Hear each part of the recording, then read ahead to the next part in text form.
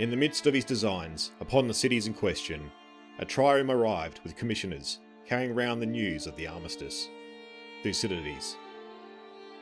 Hello, I'm Mark Selleck and welcome back to Casting Through Ancient Greece, episode 89, The Tenuous Truce.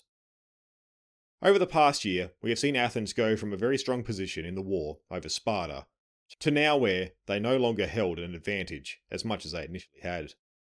This favourable position had begun with the Spartan surrender as Victoria, with over 120 Spartiates going into Athenian captivity, while the Peloponnesian fleet had also been neutralised, with Athens not handing back over the ships after holding them during a truce while negotiations had taken place. This action had seen Athens establish a fort on the Peloponnesian territory that they could mount raids from. Also, Athens now had a massive bargaining chip, holding the core citizens of Spartan society hostage. This would see Athens with an advantage in negotiations, while also seeing their own homeland secure for the short term from invasion. Further pressure would be placed on Sparta as the Athenians continued operations into Peloponnesian territory, where they looked to replicate the success at Pylos. This then seeing them with multiple locations they could raid the Peloponnese from with very little notice. Negotiations between Sparta and Athens continued, but although we don't get any detailed accounts of them, it seems Athens repeatedly rejected Spartan approaches, thinking they could gain a peace completely favouring Athens given the current situation. However, this advantage they held would begin to slip. This would be during the continued operations when Athens looked to target Sparta's allies. Firstly, their attempt at capturing Megara would fail, with some help from the Spartan general Brasidas, preparing for his own expedition, while an ambitious two-prong attack directed at the Boeotians would fail due to the overcomplicated nature of the operation. This would end up resulting in the Battle of Delium, where Athens would suffer its worst losses in the war so far. These reverses in fortune would have an impact on negotiations, where Sparta saw Athens now vulnerable to attack. This then brought us to last episode, where Brasidas launched a campaign north into Thracian lands, looking at attacking Athenians indirectly. He had at his disposal only a limited force, but with help from allies within Thessaly, he was able to make it into Macedonian territory, where an alliance had been arranged with the Macedonian king Perdiccas. Brasidas' main goal was to capture Amphipolis, which he would achieve, then set about prying more areas away from Athenian influence. Although Thrace was well north of Athens, Spartan influence in the area would hurt Athens economically and diplomatically. The region was rich in resources, vital to Athens, with its many forested areas and precious metal mines. Along with the natural resources, Amphipolis lay on the coastal road that connected the east to west, and where much trade Athens relied on travelled. Ultimately, Brasidas' expedition in 424 was successful, with many cities and villages having revolted from Athens, or been taken by his army. Heading into 423 BC, Athens was no longer in the favourable position they had been in mid-424, when attempting to bring about peace terms on their conditions. Although holding forts in Peloponnesian territory, they had also been undermined in their regional possessions, seeing them needing to devote resources in response. Added to this, reverses in fortune diplomatically, with cities previously allied to Athens, as well as defeats on the battlefield, would now have Athens' enemies seeing them in a far weaker position. For this episode, we are going to look at the political and diplomatic aftermath of Brasidas' campaign during 424, while we'll also look at the response Athens would take to respond to Sparta's involvement in Thrace.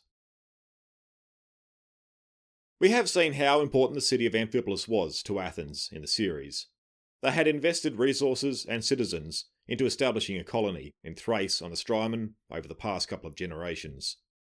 The first attempt would fail in this notoriously hostile land to outsiders. However, the second time around, a generation later, would bring about an Athenian-established colony. As Athens grew in wealth and power, the region had become more important for security of trade heading through the coastal road, as well as the raw materials found at this location. The timber from the dense forests would be instrumental in keeping the huge fleet supplied with ships. Brasidas' campaign had now put Athens' war effort in jeopardy, potentially harming their ability to gather the resources needed to continue the war. As well as this, the campaign had undermined Athens' position in the region, with many revolting from them, another blow to the war economy, with a much needed tribute not coming in from these cities anymore. So as you can imagine, when the news of the loss of Amphipolis, along with the revolt of other cities, made its way back to Athens, panic set in with them looking to explain the disaster and place blame somewhere. Like with many setbacks, this blame would be placed on one man, the general in command of the area. Commanding this northern region of Athenian interests was Thucydides. As we have seen, he had attempted to make it back to Amphipolis before the city surrendered. However, he was too late. He had landed at Eion, where he was able to beat off an attack led by Brasidas, keeping its possession in Athenian hands. This period had seen Cleon as the figure in Athens with the greatest influence at this point, and is often thought he would charge Thucydides as being the scapegoat for the loss of Amphipolis. However, although they came from different viewpoints on policy, laying blame with a commander due to failure was pretty commonplace. Often, the degree of the consequences would also be a factor. Thucydides would end up being put on trial, and for his part in the loss of Amphipolis, he would be exiled for 20 years. Because of this exile, he would also argue he had been placed in a perfect position to view the conflict, as he was now able to freely move through Peloponnesian territory, where he would be able to view the war from their perspective. Given that Thucydides is our main source for the Peloponnesian War, and therefore the actions around Amphipolis, we need to keep in mind we are taking his word for it on these events. So some level of skepticism is needed, especially around the questions that he is involved in, such as, was it fair to lay the blame for the loss of Amphipolis with him? The problem in answering the question of if Thucydides was to blame for the loss of Amphipolis is down to the fact that the most complete account of the event is the one that Thucydides himself reports. In his history, he does not directly address his sentence handed down to him and what took place in the court. Instead, his defence is found in his history of events, where he attempts to report in an objective manner. Perhaps what he says here is likely similar to the arguments he would have given in his hearing. I would like to share what Donald Kagan has put together in his book, The Peloponnesian War, from where he summarises the elements from Thucydides' history in what would amount to him defending his position. The emergency arose, he might say, when Brasidas made a surprise attack on the bridge over the Strymon. The guard at the bridge was small, partly disloyal, and unprepared, so Brasidas took it easily. Responsibility for guarding the bridge belonged to Eucles, the commander of the city. The city was unprepared but managed to rally in time to prevent the immediate treason, and sent for me for help. I was at Thassos at the time, and set out immediately to relieve Amphipolis, if I could, but to save Eion at least. I made amazingly good time because I knew the dangers of treason would be great, and that my arrival could turn the tide in our favour. If Eucles could have held on one more day, we would have thwarted Brasidas, but he did not. My quickness and foresight saved Eion. So as we can see, Thucydides in his history attempts to shift the blame away from himself and shows how he was able to come to the rescue and was at least able to save Eion from being captured. He shifts this blame in the direction of Eucles, who he outlines as being responsible for the city. Had he been able to have the city under tighter control for just a little longer, Thucydides would have been able to prevent its falling. Again, we need to keep in mind that this is what Thucydides himself tells us, and on the surface, it appears to be a reasonable defence. However, there are elements over the incident he doesn't address. The first thing we need to be aware of, although Eucles was in command of the city, Thucydides held general command over the region, therefore giving him overall responsibility. While one big question that remains unanswered is why was Thucydides at the island of Thassos at the time? It seems very likely that the news of Brasidas' march would have been known to him, so it's unclear why he didn't remain in Thrace, given that Amphipolis and Eion were Athens' two most important possessions. Given how easily Amphipolis fell, it's also a mystery why measures to ensure Athenian loyalty were not undertaken. However, this doesn't discount the fact that Thucydides may well have been on legitimate business in Thassos. It just seems like a strange time to leave Eion when an army commanded by a Spartan was heading into lands where Athenian interests lay. Ultimately, whatever the defence Thucydides gave was not good enough to convince an Athenian court. Perhaps he was unable to satisfactorily answer what we have brought up. However, there is still one fact that can give us pause. If the punishment given to him was excessive, and other motivations were at play. We have already pointed out that Cleon appears to have been the instigator of the proceedings, and the two had different ideas on Athenian policy. What seems strange, if Athens was looking for scapegoats, why don't we hear of Eucles also being put on trial, since he was directly responsible for Amphiplus's fall? Perhaps internal politics may also be playing out around this issue. When it comes down to it, it is difficult for us to say who was at fault for Amphiplus's fall, based on the information we have, and given what we have is from the man who was exiled.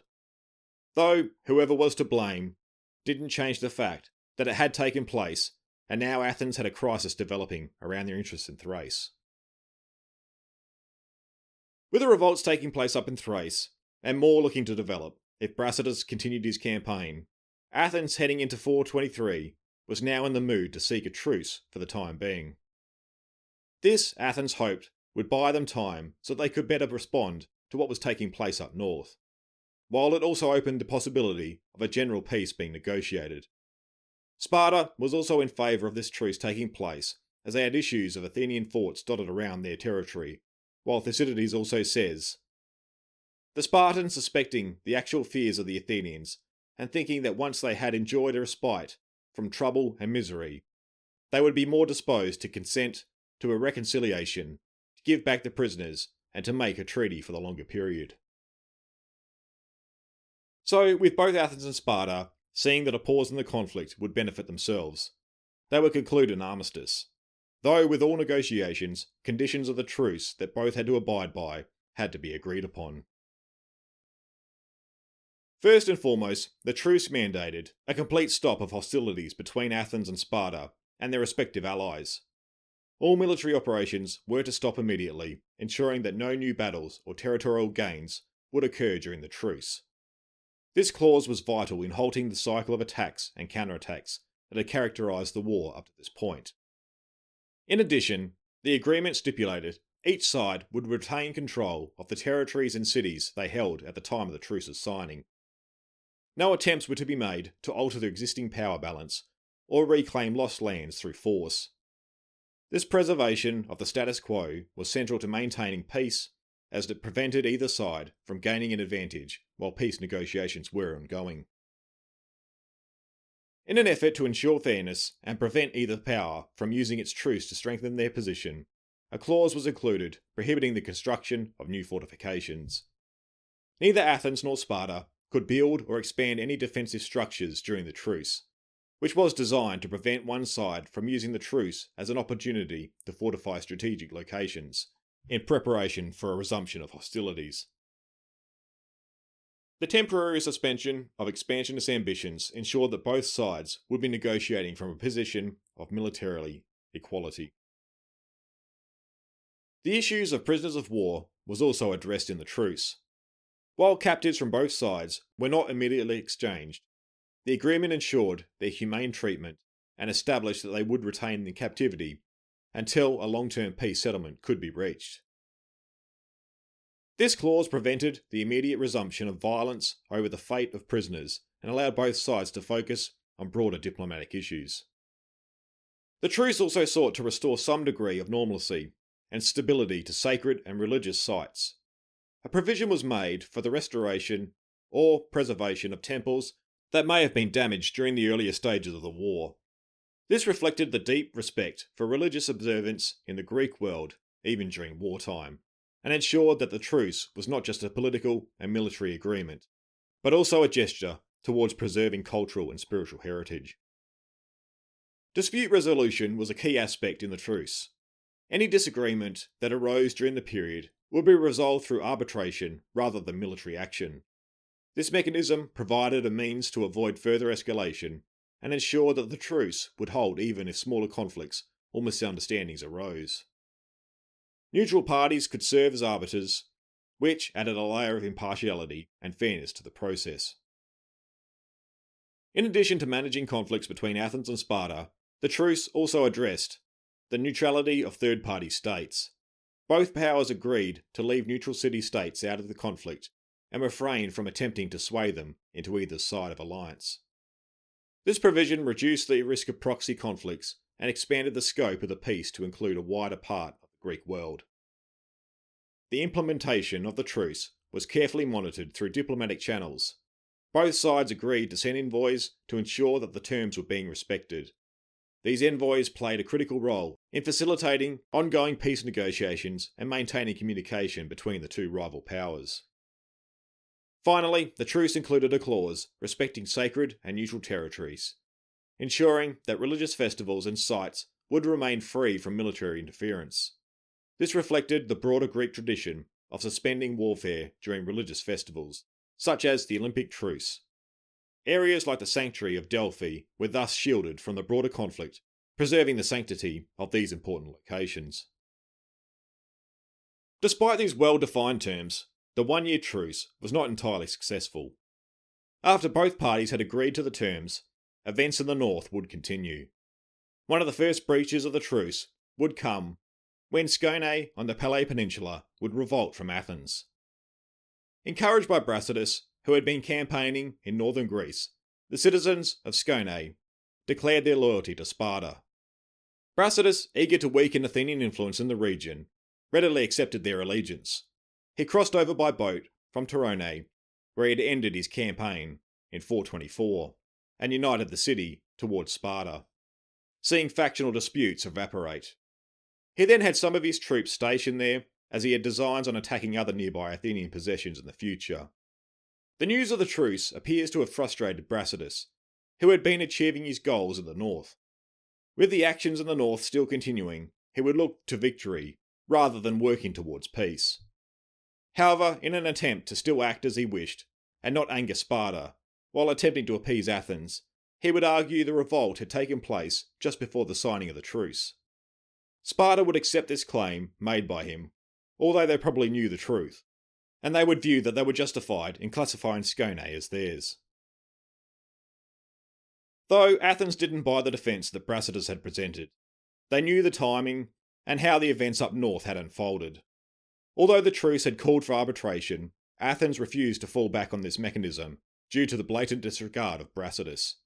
They chose to instead follow the proposals of Cleon. In their anger of the situation, the Athenians would vote to destroy the city, put all the men to death, and sell the women and children into slavery. And this time there would be no second thoughts about it.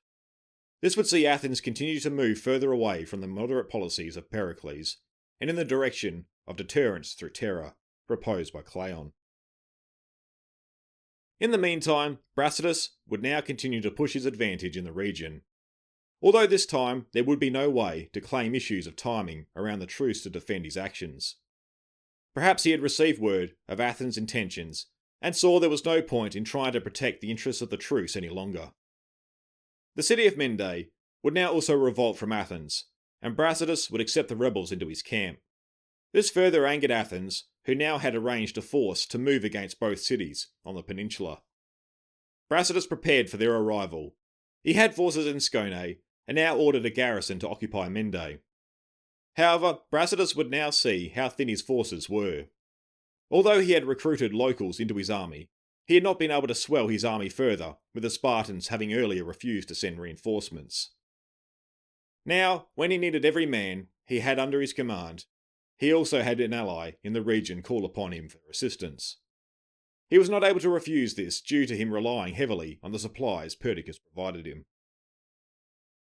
Perdiccas had requested Brasidas' help in combating the Lusitanians once again, which Brasidas was compelled to agree to if he were to keep his army supplied.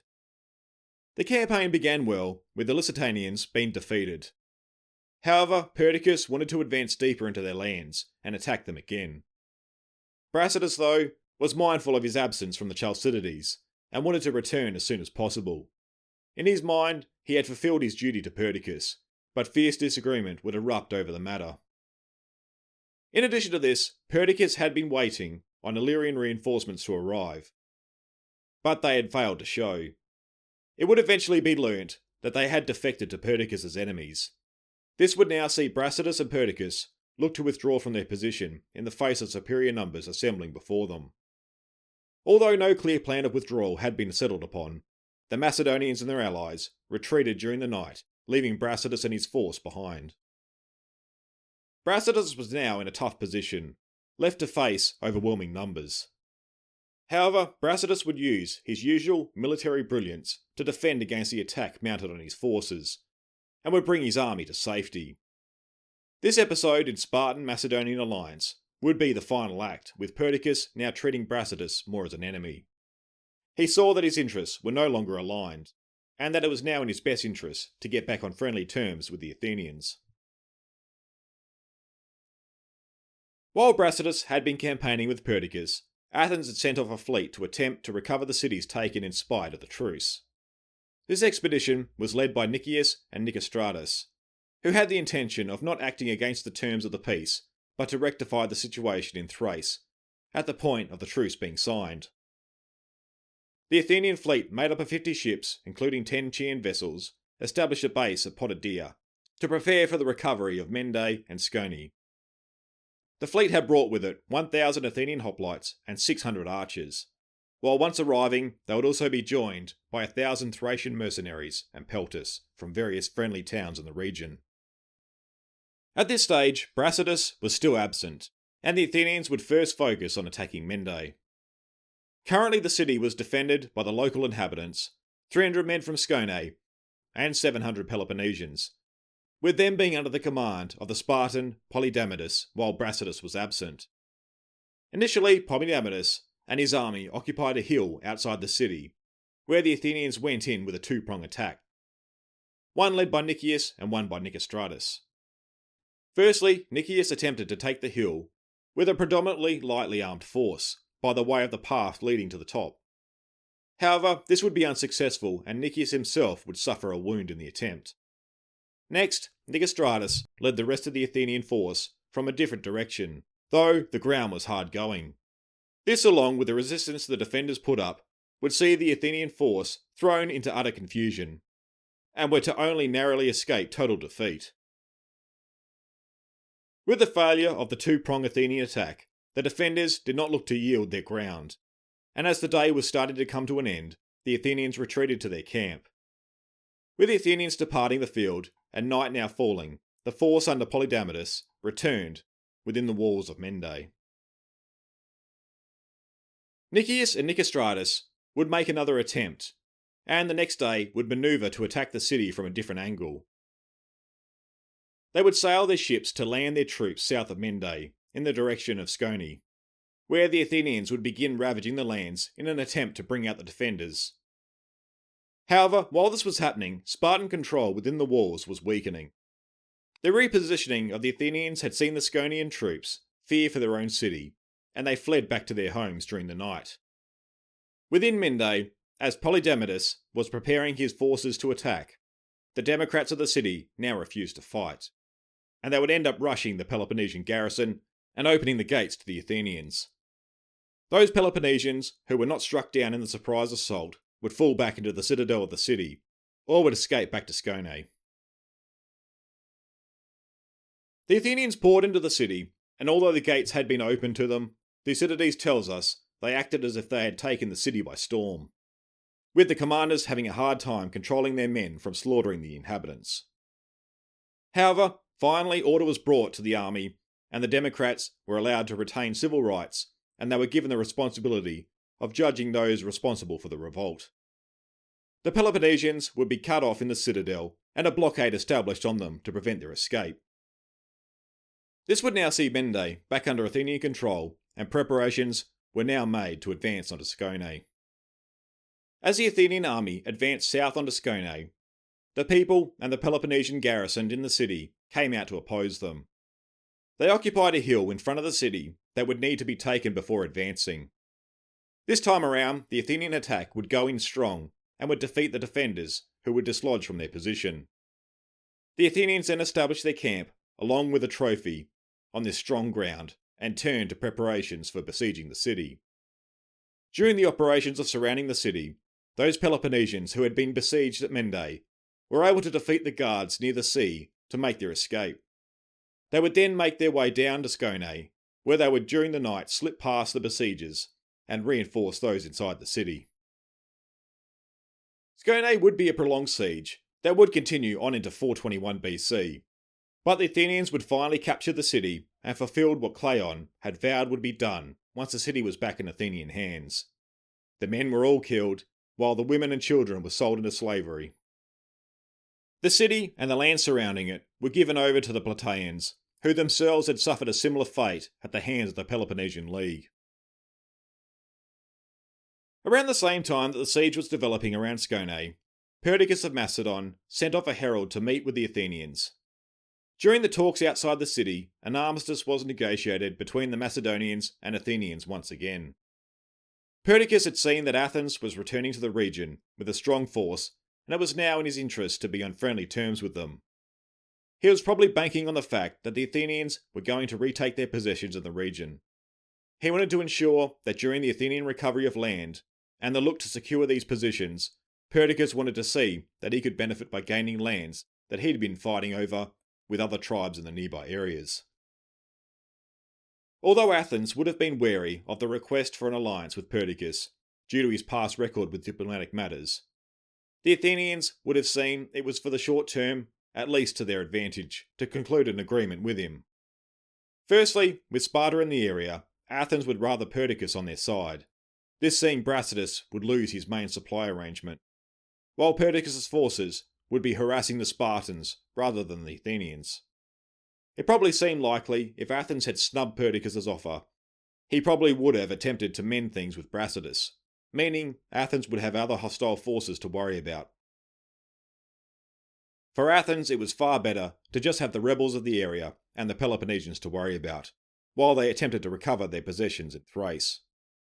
Nicias had shown he was concerned with how genuine the alliance with Perdiccas was, once in place. He would challenge how serious Perdiccas was, and sought proof of his sincerity. Perdiccas would back up the alliance with an action against the Spartans, who he had shown he was no longer fond of. Brasidas during his campaign had been requesting reinforcements from Sparta, with his requests mostly being ignored. However, Sparta had finally decided to send out a force to meet up with him in Thrace. Like Brasidas, this force would also need to travel through Thessaly to make contact. This is where Perdiccas would show his worth to the Athenians, while it also suited his own purposes. Perdiccas had maintained good relations with a number of leaders within Thessalian tribes, and would see to it that they would deny the reinforcing Spartan force passage through Thessaly. The resistance this Spartan force faced on trying to enter Thessaly was far greater than what Brasidas had encountered. This would see that the bulk of the force was unable to enter the territory. Had this army made it into Thrace, it is quite possible that the year's truce may have come to an end very quickly, with a larger Spartan force in the region. However, a small detachment did make it into Thrace, made up of 3 Spartan generals, along with some trusted younger Spartans. These generals had been commissioned by the Spartan government to see what Brasidas was up to, and wanted Spartan oversight in the region. This probably had something to do with Sparta being uncomfortable with Brasidas' actions during the truce. During this period, there was also the indication that what we call the peace party was back with more influence in Sparta, as these men were from that faction and were looking to keep to the terms of the truce so a more stable peace could be negotiated. The Spartan intention here was to have the commanders and other leaders to post themselves in the various cities to act as governors. This would see each city with a clear command structure, and most importantly, one that had the Spartan government's interests at hand. Up to this point, it had been men directly under Brasidas' command that were taking on these roles. Now though, an official Spartan policy could be maintained, even when these cities were so far from Sparta. However, this move by Sparta had now damaged Brasidas' reputation in the region. So far, cities had been going over to him, with minimal fighting having to take place. In return for these cities defecting, he had allowed them to maintain their political rights, and were free to mostly govern themselves. Now though, with the official Spartan policy being followed in the region, it would seem the art of smart diplomacy may now disappear, with less imaginative means relied upon to keep order and control over these cities. This flood of cities handing themselves over to Brasidas because of his reputation in how he handled matters would begin to stop. To the cities of Thrace, they were now faced with the prospect of swapping one master controlling their affairs for another. Although the truce had subdued events unfolding within Greece, there were still some developments taking place. These in and around cities allied to either Sparta or Athens. Both Athens and Sparta had avoided conflict within Greece to avoid breaking the truce, though Brasidas' controversial actions in Thrace being the exception. But these allies of Sparta and Athens still looked to take advantage over their own situation and with their nearby rivals. In Boeotia, Thebes now had an opportunity to act against Thespiae, a city west of them, still in Boeotian territory. Although Thespiae was part of the Boeotian League, and therefore part of the Peloponnesian League, Thebes saw reason that action had to be taken against the city. The previous year, the Thespians had fought alongside Thebes at the Battle of Delium, and had taken heavy casualties.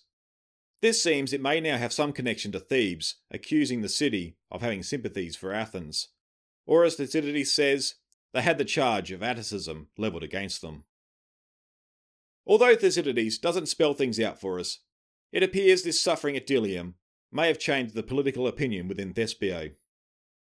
The city had lost a great deal of its fighting-age men at Delium, and although a victory, it may not have felt as so for the Thespians. This may have led to democratic elements in the city being able to spread their influence, and possible overtures may have gone in the direction of Athens. As we had seen, the creation of the Boeotian League was not something that a lot of cities went into willingly. Like other leagues, it was entered into by cities due to being compelled to, due to power structures in the region, or for one's own state of security in the face of other threats. However, if another option presented itself that appeared more in line with their interests, cities were likely to at least entertain negotiations. As I said, this is probably our best guess on the situation, given the one line Thucydides gives us. However, although the suffering at Delium may have led to the shift in policy at Thespiae, it had also weakened the city greatly. Once Thebes had gotten wind of the possible rebellious activities, they decided to act. As we have seen within the Peloponnesian League and the Athenian Empire, if a city looked to leave, they would be treated as a revolting city. For a league to maintain its strength, it had to retain its unity. Thebes felt confident in marching out to Thespiae and proceeded to dismantle their walls. With the majority of the Thespian fighting men having become casualties the previous year, they were in a very weak position to defend themselves. Thespiae was also situated on level ground. Most cities were built on high ground for better defence, so this destruction of their walls would make them extremely vulnerable to any army more powerful than they were. This would then have the effect of the government within Thespiae to fall back in line with Thebes, who was at the head of the Boeotian League, or risk the destruction of the city. The other event that Thucydides found notable to report as taking place during the summer of 423 did not involve combatants, but was the result of a supposed accident within the city of Argos. At this stage, Argos had managed to mainly remain neutral in the Peloponnesian War, and as we continue, we will see how this stance would bring them popularity from other cities. This would end up seeing them gain enough political influence to challenge Sparta and Athens in the near future. However, during this summer, the Temple of Hera in the city was burnt down by the long-serving priestess. This was through an accident where the priestess rested a torch near some garlands and fell asleep. By the time she awoke to the fire, a huge blaze had taken over. She was able to escape, but through fear of the Argives, she fled the city. This was the temple that had been built during Argos' early stages in the 8th century, and served as its main sacred space. However, over the next 10 years, a new temple to Hera would be constructed, though there are suggestions that the planning for this new temple was not a replacement for the burnt down one, as there had been plans for a new construction before this, to accommodate the growth of the Argive state. These were the main events to take place in and around Greece in relation to the Peloponnesian War for the summer of 423. Heading into the winter, Sparta and Athens, outside of Thrace, remained quiet towards one another. Within the Peloponnese, however, the cities of Tegea and Mantinea, who had always had territorial disputes, would engage in a regional war with their respective allies. The battle that developed would see an undecided result, with both sides having defeated opposite wings, and both would claim victory. This battle appears to have concluded the current round of hostilities between the two, with both sides having suffered heavy casualties. While up in Thrace, Brasidas, with the Athenian counterattack going on, would attempt one more push to disrupt their position. His target was the Athenian base at Potidaea. If this could be taken, it would severely undermine Athens' position in the area. Perhaps now, with Spartan government representatives in the area, and Athens' push to recapture the revolting cities, Brasidas saw this as his last chance to make a daring push to bring the advantage back to him, and with it, support for his campaign from Sparta. Brasidas again would not look to fight a decisive battle for the city due to the size of his army, with a number of his troops tied up with garrison duties in other cities. He would look to try and take the city by surprise at night. He had succeeded in having a ladder placed on the walls of the city unnoticed, though before the men of the assaulting force could be brought up, the attempt on the wall was discovered by the garrison. The alarm now raised, Brasidas saw that his surprise attempt had failed, since his forces had not yet breached the wall. He fell back to his men and led them off while it was still dark, and they were to escape from the area. This would see the end of the action in Thrace for 423. However, next episode we'll be returning to the region, where the Athenians would ramp up their efforts in recapturing the rebellious cities and other possessions.